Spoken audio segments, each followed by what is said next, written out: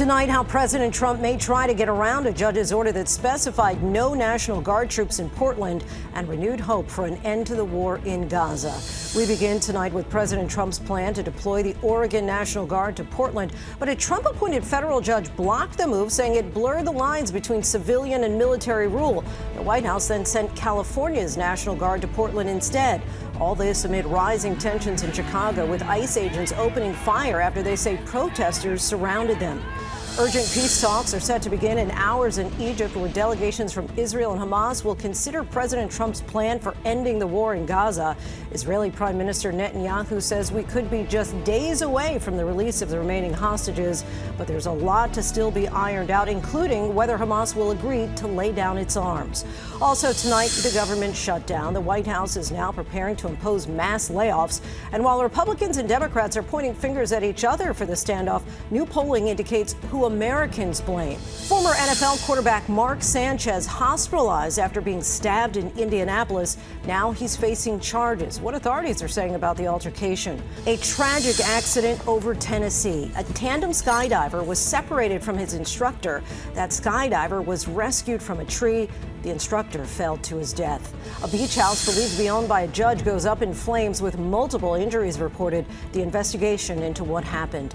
The frantic rescue effort on Mount Everest, where more than 1,000 people have been trapped by a blizzard. And America Strong tonight, a father bursting with pride and a life-changing phone call to his son. From ABC News World Headquarters in New York, this is World News Tonight. Good evening, everyone. Thanks so much for joining us on this Sunday. I'm Lindsay Davis. We begin tonight with a setback for the Trump administration. A federal judge has temporarily blocked the administration's attempt to federalize and deploy the Oregon National Guard to Portland, saying such a move risks blurring the line between civil and military rule. In her Saturday night ruling, the judge said that President Trump's description of chaos in that city is, quote, simply untethered to the facts. The Trump administration is planning to appeal that decision. Overnight, protesters and police clashed outside of an immigration and customs enforcement facility. The White House is now sending California National Guard troops to Portland, and California is planning to sue. Tensions are escalating in Chicago, where immigration officers shot a woman who they say was armed. She, along with other protesters, allegedly rammed and boxed in agents. This as the president is deploying 300 Illinois National Guard troops to protect federal officers and assets in Chicago. Illinois Governor J.B. Pritzker is accusing the president of creating a war zone. ABC senior White House correspondent Selina Wang leads us off. Tonight, growing alarm over President Trump's escalating crime crackdown, testing the limits of presidential power. We send in the National Guard. You know what? We send in what's ever necessary. People don't care. They don't want crime in their cities. And we're doing it, and we're doing it well. We're doing it like nobody's ever done it before. A federal judge on Saturday blocking the president's attempt to send troops into Portland. The federal judge, who Trump himself appointed, saying the administration's descriptions of chaos in the city is simply untethered to the facts. The protests in Portland have not been significantly violent or disruptive and are insufficient to federalize the National Guard in the state, writing, "This is a nation of constitutional law, not martial law." At a gathering of top military leaders this week, Trump suggested using so-called dangerous cities in the U.S. as training grounds for soldiers. We're under invasion from within. No different than a foreign enemy, but more difficult in many ways because they don't wear uniforms. I pressed the president this morning about the judge's ruling. Will you follow the judge's order in Portland? We're going to look at that. It was amazing. Portland is burning to the ground. Then hours later, California Governor Gavin Newsom says the Trump administration sent 300 members of the California National Guard to Oregon, calling it a breathtaking abuse of power, saying the commander-in-chief is using the U.S. military as a political weapon against American citizens. The public cannot stay silent in the face of such reckless and authoritarian conduct by the President of the United States. Newsom vowing to take this fight to court. Tensions also flaring in Chicago. Federal officials say an ICE agent shot and injured a woman after agents were allegedly rammed by vehicles and boxed in. 2 people, including that woman, have since been arrested. The president now authorizing 300 National Guard troops to protect federal officers and assets in Chicago against Governor Pritzker's will. Pritzker blasting Trump's crackdown in his state. They're raiding neighborhoods where instead of going after the bad guys, they're just picking up people who are brown and black and then checking their credentials. You say you're targeting the worst of the worst, but Governor Pritzker says that most of the people ICE has taken in his state have no criminal history, no criminal convictions. So which is it? He's wrong. D.C. went from a hellhole to a safe place. It took 12 days to solve the problem. 12 days. And we're going to do that in Chicago. We're going to do that in Portland. Now, And Lindsay, Governor Newsom says California's National Guard troops are already on their way to Portland as Oregon's Attorney General prepares to sue. But tonight, the White House is defending the president's move, saying that it is within his authority to send in the troop to protect federal officers in Portland. Lindsay? Selina Wang from the White House, thank you. Overseas now to the eve of those critical ceasefire talks between Hamas and Israel in Egypt. Dozens of protesters gathered in Jerusalem today holding cardboard images of the Israeli hostages in Gaza. Prime Minister Benjamin Netanyahu says a hostage release could be announced this week. ABC's chief foreign correspondent Ian Pannell is in Jerusalem tonight with the late-breaking details. Hours before Israel, Hamas and the US sit down for negotiations to end the nearly 2-year war in Gaza, Israeli forces launching a new wave of airstrikes. Explosions across the Gaza Strip fill the sky with smoke. This man carrying his lifeless son out of the rubble. It comes as indirect talks get underway in Egypt tomorrow.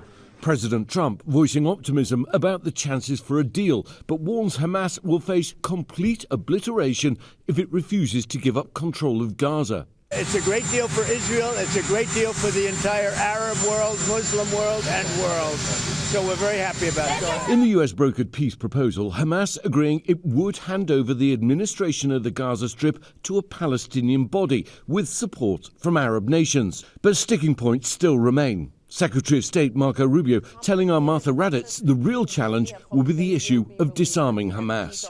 There are a lot of opportunities here for whoever wants to sabotage it to do so, and that includes Hamas, by the way, or elements linked to Hamas. Overnight, families of the hostages rallying in Tel Aviv as Netanyahu says he believes hostages could be released in the coming days. When will I see my brothers again? We are suspended between hope and dread. We have lived through Hamas lies before. We cannot let another deal collapse. Lindsay, much now hinges on how willing both Israel and Hamas are to compromise, but also how willing, how prepared President Trump is to force the two sides together to try and end this war. Lindsay? Ian, thank you. Back here in the U.S., congressional leaders are still at odds over the government shutdown. Each side blames the other for the impasse. This is thousands of federal employees are working without pay and others are bracing for possible termination. Here's ABC's Alex Presha. Tonight, 5 days into the government shutdown, the Trump administration is preparing to follow through on a threat to start mass layoffs and make permanent federal spending cuts in an attempt to pressure unwavering Democrats. President Trump and Russ Vought are lining things up and getting ready to act if they have to, but hoping that they don't. President Trump has already frozen federal funds for projects in 16 states that voted blue in the last election. Democrats have drawn a red line on health care, unwilling to fund the government unless Republicans repeal cuts to Medicaid and extend Affordable Care Act subsidies. Republican leadership has signaled a willingness to negotiate on health care, but only if Democrats agree to reopen the government first. The blame game, however, is bipartisan. I don't care about the blame game. I care about Americans losing their health insurance, rates of death going up, hospitals being crushed, medical services ending in places in rural America. This is a tsunami of Donald Trump's creation. The reason the government is closed is because Chuck Schumer and 43 of his Democrat colleagues in the Senate have decided now to vote multiple times to keep the government closed. A new poll from the Washington Post found 47% of Americans blame President Trump and Republicans for the shutdown, compared to 30% who blame Democrats. But a large swath of Americans, 23%, remain undecided on the issue. Roughly 4 million federal workers could go without a paycheck during this shutdown. Workers like Omar Al-Jassiras, who was furloughed from his job at the Department of Labor last week. One of the biggest concerns isn't so much today, tomorrow, but it's what's going to happen in 2 weeks after we receive our next paycheck. Well, and Lindsay, in places like Atlanta, they're preparing for this shutdown to continue. The city will start to offer free parking and meal vouchers to TSA agents, part of that group of federal workers forced to work without a paycheck during the shutdown. Lindsay? Alex Presha for us. Thank you. Former NFL quarterback Mark Sanchez is in stable condition after being stabbed in Indianapolis. The Fox Sports analyst is also facing multiple charges, including battery and public intoxication. Authorities say he got into an altercation with a 69-year-old man. Here's ABC's Reena Roy with what we're learning tonight. Tonight, we're learning new details in what prosecutors are calling a physical altercation that sent Fox Sports analyst and former NFL quarterback Mark Sanchez to an Indianapolis hospital in critical condition. We need a marked car to come down to Maryland, right across from the convention center, and lock down this alleyway.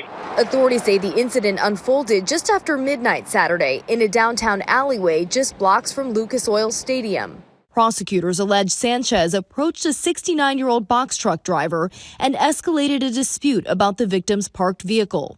According to the probable cause affidavit, after Sanchez allegedly shoved the driver believed he was now in physical danger, grabbed his pepper spray, and sprayed Mr. Sanchez in the face. The affidavit says Sanchez again advanced towards the driver, saying the driver thought, "This guy's trying to kill me." So he pulled his knife, and when Mr. Sanchez came at him, ultimately striking him multiple times. Police say when a detective tried to get a statement from Sanchez at the hospital, Mr. Sanchez said he did not know who did this to him or where it happened. Sanchez is now facing multiple criminal charges, including battery resulting in injury, public intoxication, and unlawful entry of a motor vehicle. The Marion County prosecutor saying this incident should never have happened, and as with any case, will follow the facts and the law wherever they lead. The incident addressed today during Fox NFL Sunday. Friday night in Indianapolis, one of our team members, Mark Sanchez, was involved in an incident that, to be honest, we're all still trying to wrap our heads around.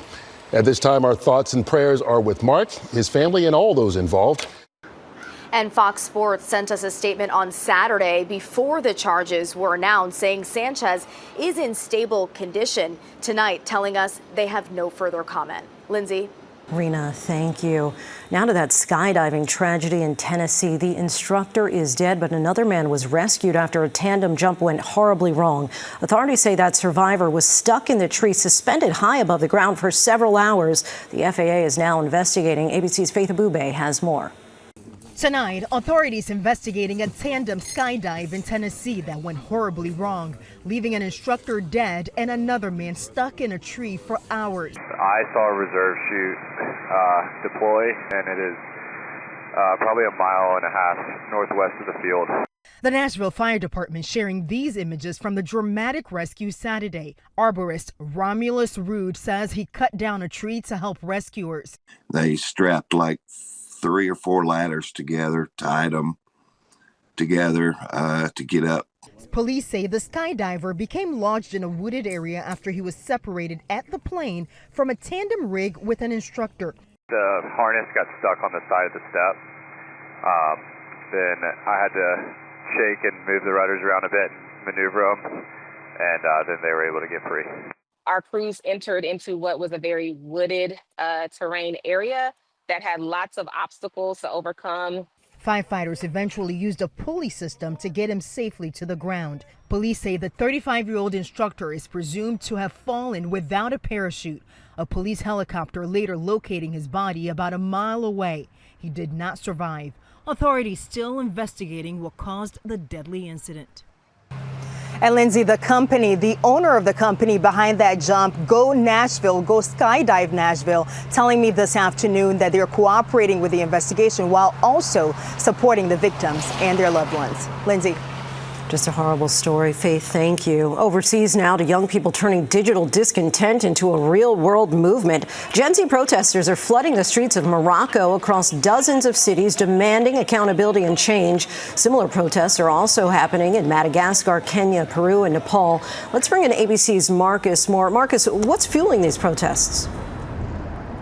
Well, Lindsay, these demonstrations have been ongoing in Morocco for 8 straight days now. Tens of thousands of young people taking to the streets of the capital and other cities, calling for an end to government corruption and for health care reform. They also demand that government spending be redirected, saying they should spend less money on new stadiums for the FIFA World Cup, which is set for 2030, and more on public services. A group in Morocco known as Gen Z 212, named after the country code, is behind these demonstrations. And while they started out peaceful, some of these protests have turned violent. Several people killed and cars and buildings set on fire. Lindsay, similar demonstrations have erupted in Madagascar and Kenya. And something else remarkable about these protests is that they have been largely organized on social media sites like Discord and TikTok. In Morocco, the group is calling on the king to address these issues and install a new government. Lindsay. Marcus, thank you. Next tonight, Pope Leo is urging Catholics around the world to embrace immigrants. This just days after the first American pontiff appeared to criticize the Trump administration for its, quote, inhuman treatment of immigrants. The Chicago native told the crowd gathered at St. Peter's Square for Mass today that immigrants should not be treated with, quote, the coldness of indifference or the stigma of discrimination. And there's still much more ahead on World News Tonight this Sunday, including the urgent rescue effort on Mount Everest after people were trapped in a blizzard. And investigators push for answers after a house believed to be owned by a judge went up in flames. Next tonight, an urgent rescue effort on the eastern slope of Mount Everest in Tibet. More than 1,000 people have been trapped by a blizzard at 16,000 feet. Roads are blocked. Rescue teams have been sent in to clear the snow. That same weather system brought heavy rains across the border in Nepal. 47 people have been killed in flash floods and landslides. In South Carolina, an investigation is underway into a fire at a house believed to be owned by a state judge. The fire tore through the home in Edisto Beach on Saturday. 3 people were rushed to a hospital for treatment. Their conditions are not known. That home is believed to be owned by South Carolina Circuit Court Judge Diane Goodstein. Authorities have not determined what caused the fire. When we come back, one of the biggest drugstore chains is closed for good, and the stunning sight that had everyone looking up. To the Index, it was once one of America's largest pharmacy chains, but now Rite Aid is no more. The last of its stores closed on Friday. Rite Aid had filed for bankruptcy protection twice in the past 2 years. The company had already sold most of its pharmacy services to rivals, including CVS and Walgreens. Founded in 1962, at one time, Rite Aid operated more than 5,000 stores. Next, the Las Vegas Aces are a step closer to their 3rd WNBA title in 4 years. In a game right here on ABC, the Aces beat the Phoenix Mercury 91-78 to take a 2-game-to-none lead in the best-of-7 finals. They were led by Jackie Young with 32 points and league MVP Asia Wilson with 28. Game 3 is Wednesday night in Phoenix at 8 p.m. Eastern on ESPN. And a spectacular sight today in the skies over Albuquerque, New Mexico. Hundreds of hot air balloons took off in the city's International Balloon Fiesta. High winds kept them grounded on Saturday, but today the weather was perfect for the mass ascension, a multicolor extravaganza with balloons of every size and shape as far as the eye could see. When we come back, the phone call that had a veteran firefighter crying tears of joy. Finally, America strong, a father, a son, and their magical moment. Tulsa firefighter Frank Presha is known for being steady and self-controlled. I'm normally not a very emotional guy. So when Frank called to tell his son Brennan that he'd been accepted into the next class of Tulsa firefighters, no one expected this reaction. I've got some. Fire Chief Michael Baker stepped in to break the good news. Still interested in being a Tulsa firefighter? Yes, sir, absolutely. That was the first time I've ever seen my dad cry in my life. That phone call video went viral, reposted across the country and around the world. I've had people from literally around the country and from other countries that have messaged me and congratulated me and my son. Frank says the phone call was about more than just sharing the news. He's being called to join a brotherhood to serve others. Frank instilled that deep commitment to help others since Brennan was born, as part of a helicopter search and rescue team and as a flight medic in Iraq. Brennan is now following in Frank's footsteps, working toward his goal for almost a year. Just a small few get accepted into the academy. Frank's now hopeful this may be the beginning of a family tradition. Maybe someday I'll have a grandson that decides he wants to be a firefighter as well. In his blood. Thanks for watching. I'm Lindsay Davis. Good night.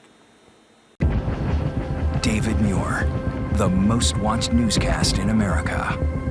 And now, ABC's World News Tonight has won the Emmy for Best Live News Program for the third year in a row.